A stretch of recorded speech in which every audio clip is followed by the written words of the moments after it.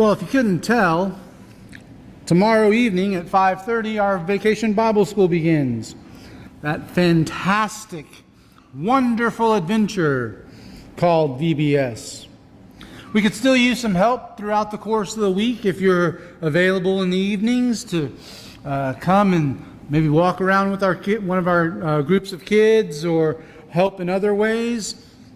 We also need you to plan to be here on Friday night at 6:30. That's different than previous years, but hopefully that's going to allow a little more time for some of our parents to be able to make it after work. So 6:30 on Friday night. We would love for you to be here for the parents program. The theme for our Vacation Bible School this year is God did what? Larry, you got to phrase it right. God did what? Because we're going to talk about some pretty amazing things that God has done throughout from the Bible. 4 miracles, if you will. And they each have a common thread. This morning I want to introduce you to the stories that we're going to tell this week. And again, they have a common thread, and what I want to see if you can do is figure out what that common thread is that runs through all of the stories. Tomorrow night's story, we begin with the crossing of the Red Sea, found in Exodus chapter 14, if you want to turn in your Bibles to Exodus 14. The crossing of the Red Sea, of course, naturally followed the 10 plagues. The 10th plague, of course, being the death of the firstborn, and Pharaoh decided to let the Israelites go from slavery after his son died. Now, he had said that they could go before. He had told them they could leave, but then when the plague's effects sort of began to dwindle, he changed his mind. Pharaoh did. And then said they could not leave. Well, following the 10 plagues, Pharaoh had let the Israelites go, and this time he meant it. The lingering effects of the 10th plague was that his son was still dead. And so he allowed them to leave, and the Israelites had left. They had begun their journey to the promised land. But they didn't take the shortest route to the promised land. And there was a good reason for that. If you look in Exodus chapter 13, verse 17, we are told this. When Pharaoh let the people go, God did not lead them by way of the land of the Philistines, although that was near. For God said, lest the people change their minds when they see war and return to Egypt. See, God created human beings. He knows how we think. And He knew that if the Israelites saw the prospect of war, they would say, we're better off going back being slaves in Egypt than being defeated in war at the hand of the Philistines. Well, following the Exodus, they had left. Well, guess what? Pharaoh again changed his mind. You want to know why he changed his mind? Come tomorrow night, Pharaoh's going to share his side of the story with us, and it's going to be really exciting. I think it was Pharaoh Ramses Doug the First is Pharaoh tomorrow night. So anyway, so he set out in pursuit of the Israelites, and he took his whole army too. He took his entire army, and they're going to capture the Israelites once again and return them to slavery. Well, see, the Israelites were trapped. They were trapped. They didn't have anywhere to go because the Red Sea was in front of them and Pharaoh's army was behind them. They had nowhere to turn, nowhere to go. Excuse me. And so they panicked. And when they panicked, they not only panicked, they began to gripe Moses out. I mean, they began to say, Moses, weren't there enough graves in Egypt? Did you have to bring us out here so we could die here? And they were very upset and very complaining. But following the complaining and the complaints, Moses reassured the people. Look at Exodus chapter 14, verses 13 and 14. And Moses said to the people, fear not, Stand firm and see the salvation of the Lord, which he will work for you today. For the Egyptians whom you see today, you shall never see again. The Lord will fight for you, and you have only to be silent. Some versions say you have only to be still. In other words, the Israelites did exactly what God thought they would do when faced with the prospect of war.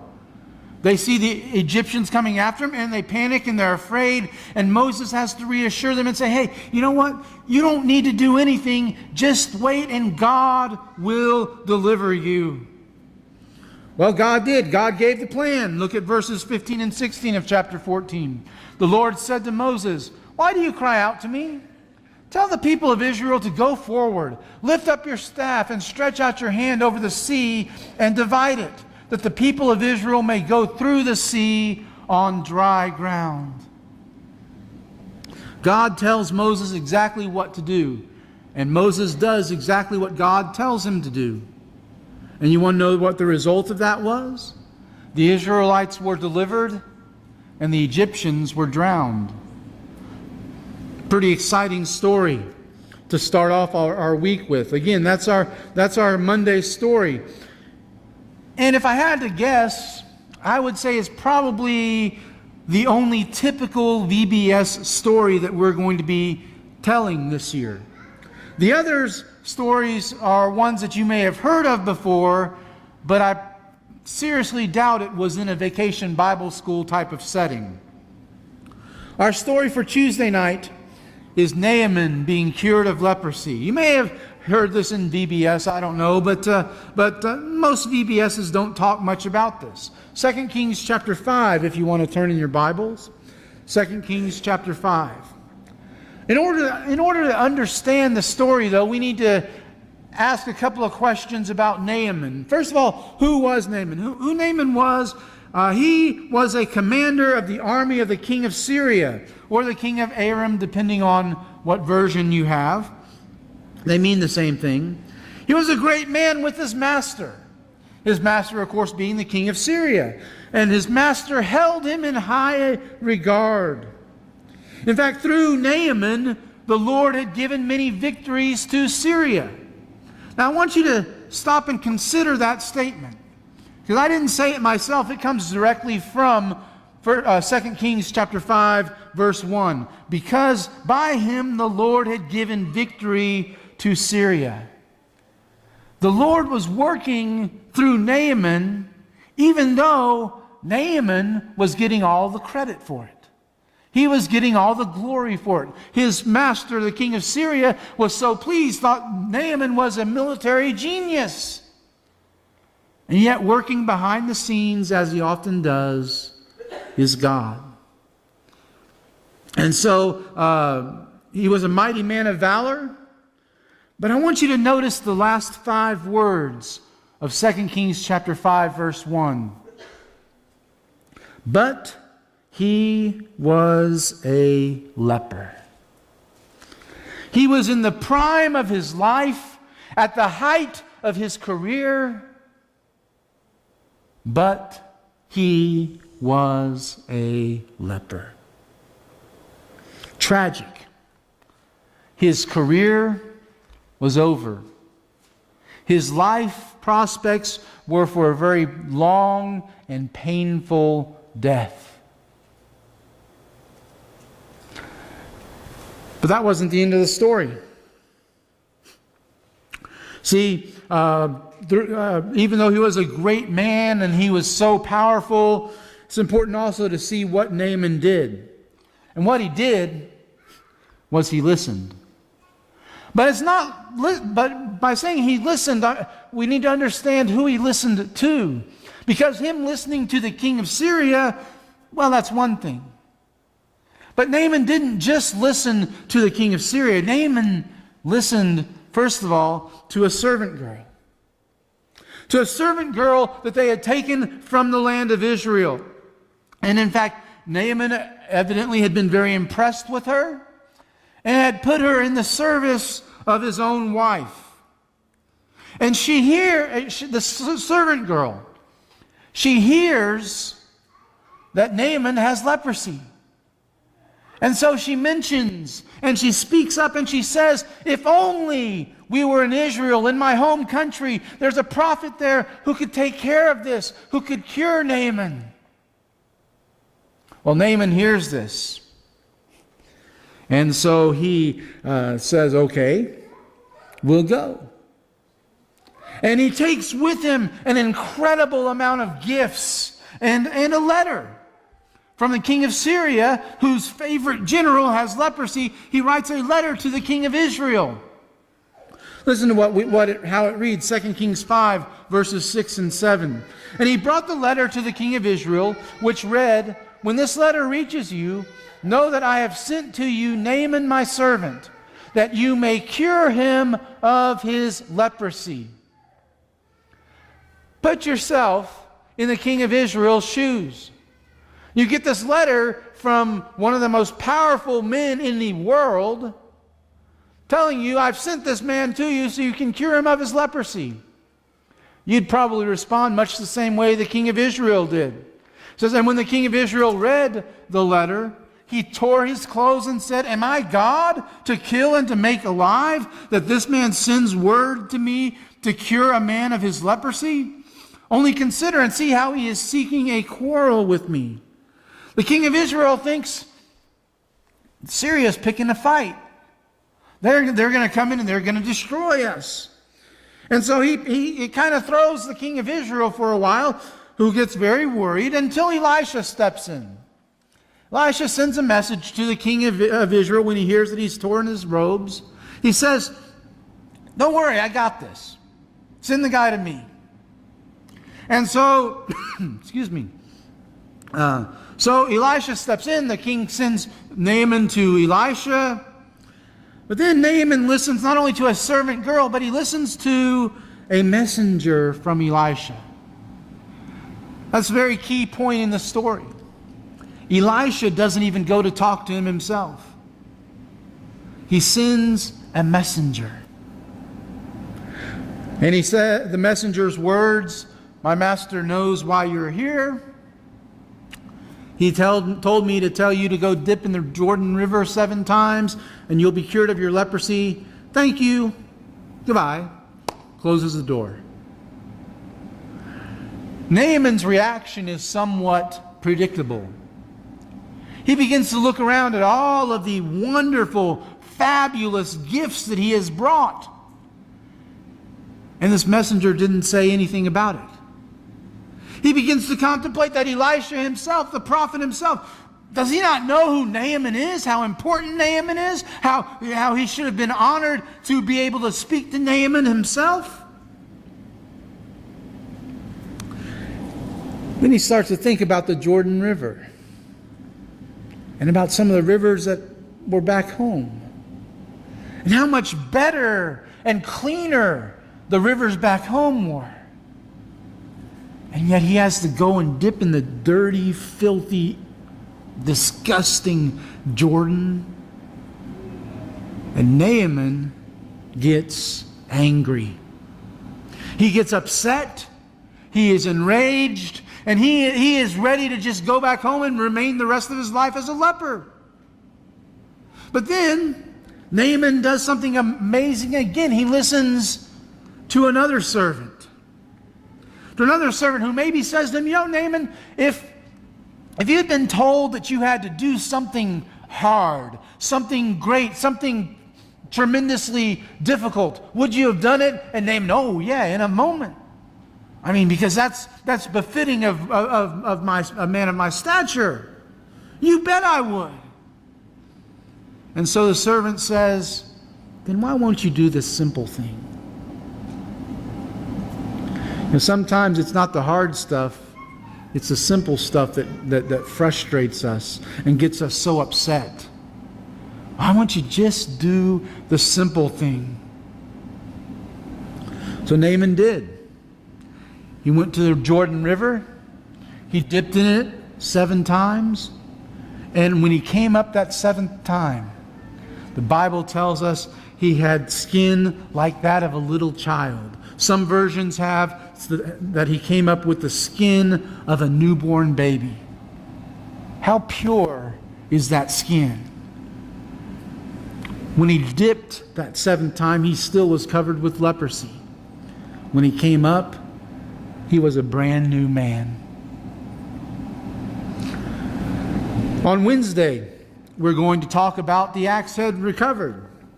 Now you might be thinking, what?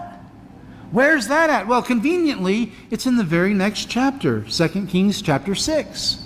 If you want to turn over there. The story goes something like this. The company of the prophets want better dwellings. They want a nicer house. I don't know what was wrong with where they were. Maybe it was too small. Well, that's what it says. The place where we dwell under your charge is too small for us. See, they're talking to Elisha about this.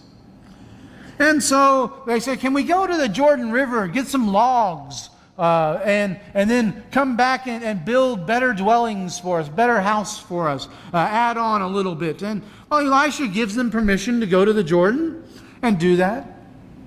Then one of them says, well, Elisha, will you come with us? Elisha says, sure, I'll come with you.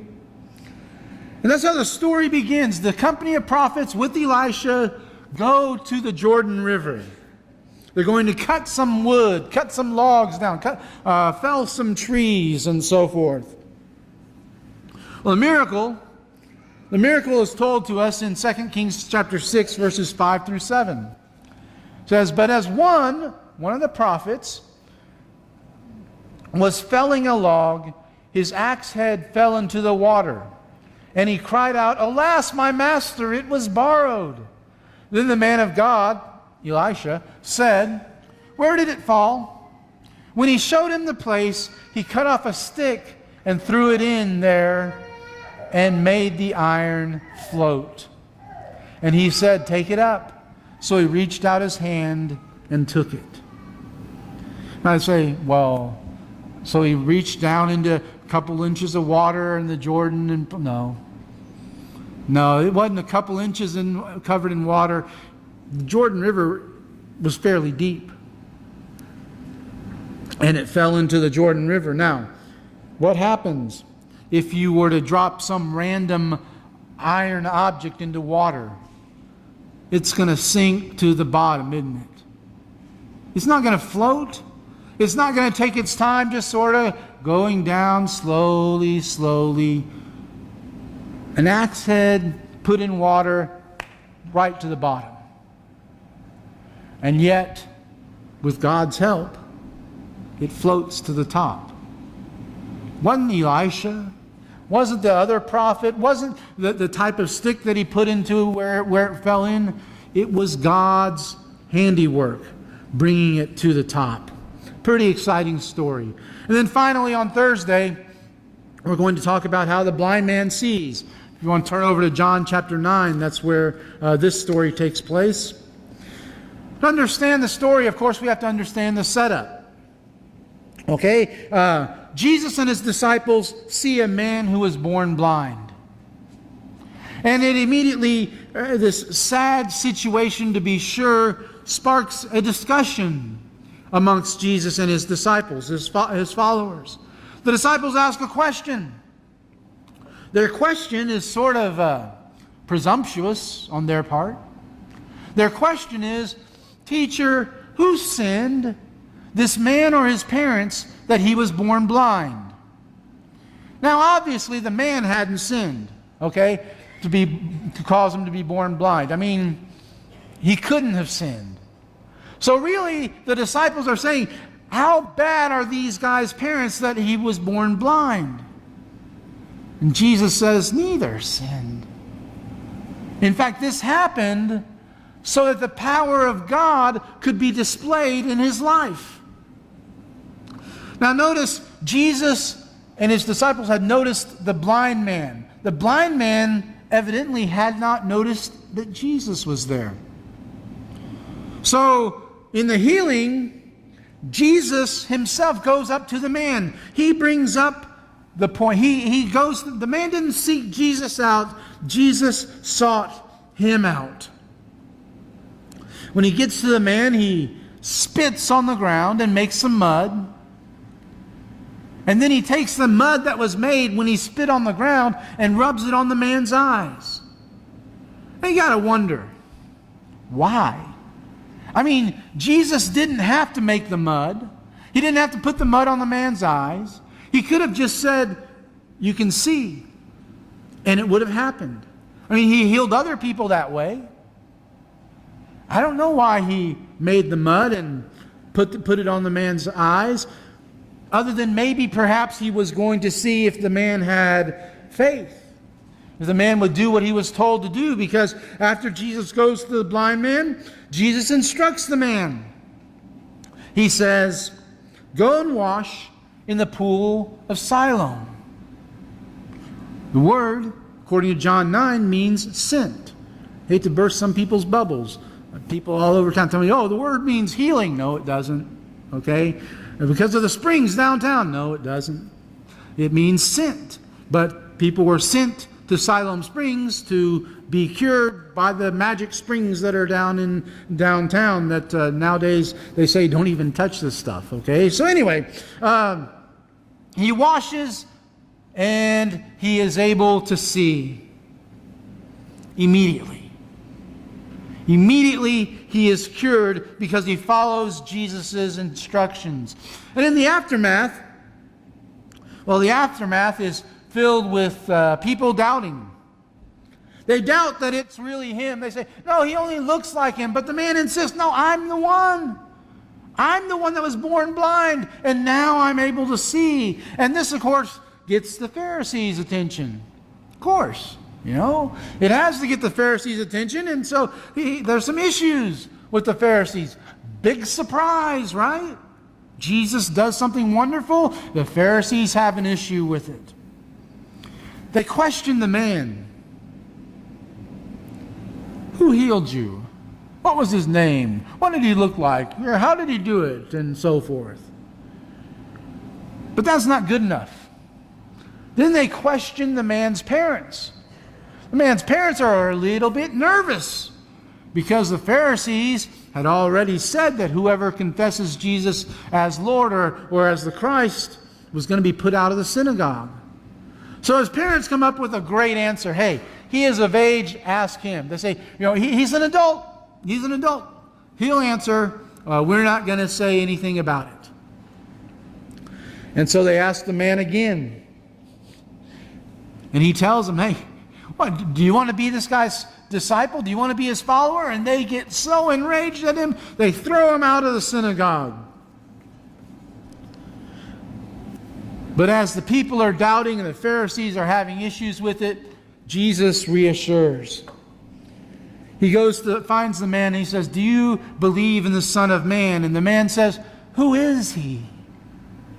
And Jesus answers, you have seen him. Can you imagine the power of that statement made to a man who had been born blind and Jesus had made able to see?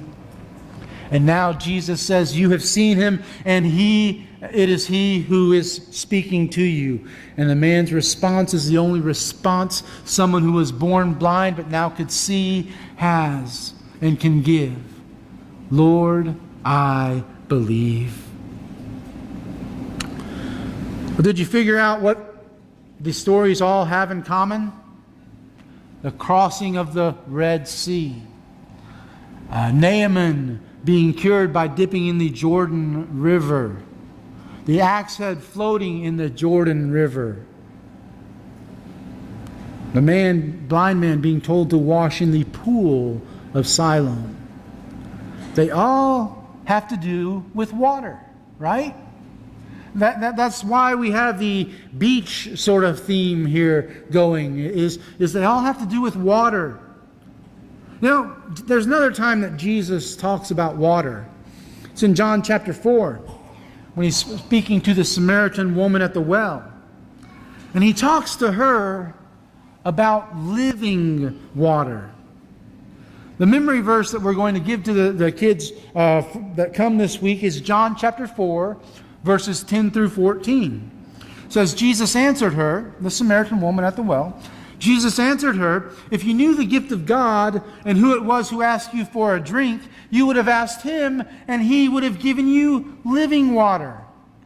"Sir," the woman answered, "if you knew you have nothing to draw with, and the well is deep, where can you get this living water? Are you greater than our father Jacob, who gave us this well and drank from it himself, and also did his flocks and livestock and sons?"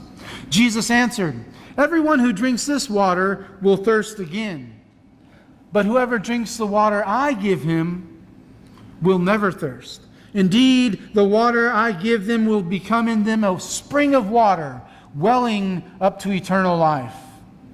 When the kids say this memory verse, they're going to get a fantastic award, a water bottle. Now on this water bottle, it has "God did what? Eastgate Church of Christ, VBS 2018. But on the other side, and this is purely intentional for a water bottle, it has "Everyone who drinks this water will be thirsty again, but whoever drinks the water I give him will never thirst." Jesus, John 4, 13 and 14. It has the memory verse on it. Hopefully they'll take these water bottles with them, and whenever they get a drink, they'll see that everyone drinks this water gets thirsty again. You drink the water Jesus gives, and you'll never thirst. Here's the special added bonus. We ordered these, and they came in last week. And we ordered 50 of them, and about half of them have a little glitch on them where they were smeared a little bit. So Sky, in her master negotiating fashion, called the company, because I was at camp, I couldn't do much of anything, well, as far as this goes. And so she's called them back, and after several emails back and forth and taking pictures and all, they're sending us 50 more. So after VBS is over, any of you grown-ups who want one, i.e. you're over 6th grade and everything, if you want to, it may be a little bit smudged, but a little bit of a white marker or something, fix that, no problem. And you can have one free of charge without learning the memory. Well, you can learn the memory verse if you want to, but the point is, we're going to have a lot extra. So if you would like one, all you have to do is ask, and we can fix you up with one. But let's talk for a moment about that living water. The living water can only come from one source, and that source, of course, is Jesus. He's the only one who can provide it, and He offers it to you at a bargain rate.